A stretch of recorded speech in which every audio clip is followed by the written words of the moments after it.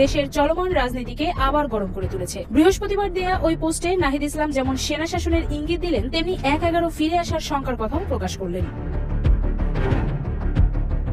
বিএনপির মহাসচিব মির্জা ফখরুল ইসলামের মন্তব্যের জের ধরে নাহিদ ইসলাম আবার বাংলাদেশে ১/১১ ফিরে আসার ইঙ্গিতের কথা বলছেন। অন্যদিকে সেনা শাসন বা জরুরি অবস্থা মেনে নেওয়া হবে না বলে যে মন্তব্য করেছেন, তাতেই নড়েচড়ে বসেছে সাধারণ মানুষ। হঠাৎ সেনা শাসনের কথা কেন বললেন তিনি? তাহলে কি ভেতরে ভেতরে এমন কিছু হচ্ছে? এমন প্রশ্ন এখন ঘুরপাক খাচ্ছে সমাজ পাতায়।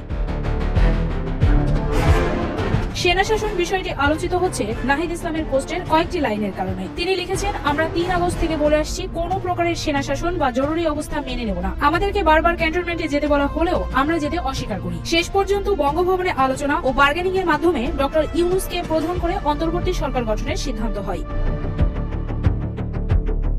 হাসিনা সরকার পতনের ৫ মাস পরে এসে পুরনো কথা বলতে গিয়ে ফের সবাইকে সেনা শাসনে তাদের নারাজির বিষয়টি মনে করিয়ে দেবার কারণ কি? তাহলে কি সেরকম কোনো ঘটনার সম্ভাবনার প্রশ্ন এখন সচেতন থেকে সাধারণ মনেও উকিঝুঁকি মারছে।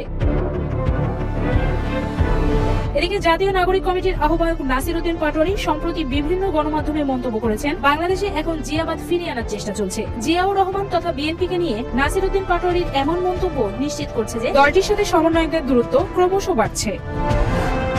নাহিদ ইসলামের দীর্ঘ পোস্টটি পড়লে যে কেউ অনুমান করতে পারবে এখন আর মনে করা হচ্ছে না বিএনপির সাথে সমন্বয়কদের আর সমন্বয়ক থেকে উপদেষ্টা পরিষদে স্থান পাওয়া আসিফ ও নাহিদের। সেনা শাসন বা জরুরি অবস্থার বিষয়টি ছাড়া নাহিদ ইসলাম তার পোস্টে যে দীর্ঘ কথা লিখেছেন, তাতে একবার চোখ বুলিয়ে নেওয়া যাক। বিএনপি মহাসচিবের নিরপেক্ষ সরকারের দাবি মূলত আরেকটা ১/১১ গঠনের ইঙ্গিত বহন করে। ১/১১ বন্দোবস্ত থেকেই আওয়ামী ফ্যাসিজমের উত্থান ঘটেছিল। বিএনপি মহাসচিবের মন্তব্যে সামনে আরেকটা ১/১ সরকার, সংসদীয় সংখ্যাগরিষ্ঠতা ও নতজানু পররাষ্ট্রনীতির ধারাবাহিকতা ও গুম, খুন ও জুলাই হত্যাকাণ্ডের বিচার না হওয়ার আলামত রয়েছে। ছাত্র এবং অভ্যুত্থানের নেতৃত্বকে মাইনাস করার পরিকল্পনা ৫ আগস্ট থেকে শুরু হয়েছে। ৫ আগস্ট যখন ছাত্র জনতা রাজপথে লড়াই করছে, পুলিশের গুলি অব্যাহত রয়েছে, তখন আমাদের আপোষকামী অনেক জাতীয় নেতৃবৃন্দ ক্যান্টনমেন্টে জনগণকে বাদ দিয়ে নতুন সরকার করার পরিকল্পনায় ব্যস্ত ছিলেন। অনেকে ছাত্রদের কথাও বলেছেন সেখানে।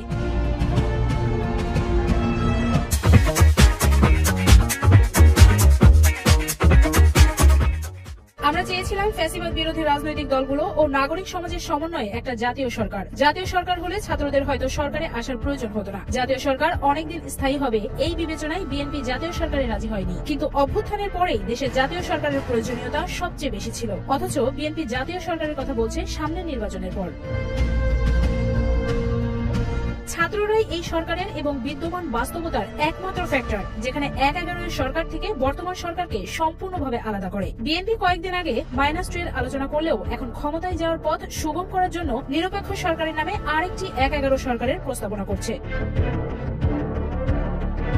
এ ধরনের পরিকল্পনা গণতন্ত্র ও জাতীয় স্বার্থের বিরুদ্ধে যাবে এবং ছাত্র জনতা কোনোভাবেই এটা মেনে নেবে না। এবং আমি মনে করি এটা বিএনপির বিরুদ্ধেও ষড়যন্ত্র। আর এই সরকার জাতীয় সরকার না হলেও আন্দোলনের সব পক্ষেরই অংশীদারিত্ব রয়েছে এবং সব পক্ষই নানান সুবিধা ভোগ করছে। সরকার গঠনের আগে ৬ আগস্ট অ্যাটর্নি জেনারেল এবং পুলিশের আগের আইজি নিয়োগ হয়েছিল, যারা মূলত বিএনপির লোক। এরকম ভাবে সরকারের উপর থেকে নিচ পর্যন্ত নানান স্তরে বিএনপি পন্থী লোকজন রয়েছে। নির্বাচনের নিরপেক্ষতার কথা বললে এই বাস্তবতাও মাথায় রাখতে হবে।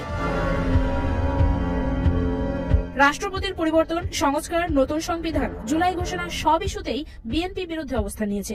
অথচ এগুলো কোনোটাই ছাত্রদের দলীয় কোনো দাবি ছিল না। কিন্তু দেশের স্থিতিশীলতা, বৃহত্তর স্বার্থ এবং জাতীয় ঐক্য ধরে রাখার জন্য ছাত্ররা বারবার তাদের অবস্থান থেকে সরে এসেছে। কিন্তু এর মানে এই না যে গণতন্ত্র বিরোধী ও অভ্যুত্থানের আকাঙ্ক্ষা বিরোধী কোনো পরিকল্পনা হলে সেখানে আমরা বিন্দু পরিমাণ ছাড় দিব। আওয়ামী লীগ বিষয়ে ভারতের প্রধান দলগুলোর মধ্যে ঐক্য সম্ভব হয়েছে, অথচ বাংলাদেশে আওয়ামী লীগ বিষয়ে আমরা ঐক্য করতে পারিনি, এত হত্যা ও অপরাধের পরেও। হাই, এই জাতীয় ঐক্য নিয়ে আমরা কি রাষ্ট্র বানাবো? বাংলাদেশকে দুর্বল করা সহজ, কারণ বাংলাদেশকে সহজেই বিভাজিত করা যায়। এদেশের বড় বড় লোকেরা অল্প মূল্যে বিক্রি হওয়ার জন্য প্রস্তুত থাকে। আমি মনে করি না সমগ্র বিএনপি এই অবস্থান গ্রহণ করে।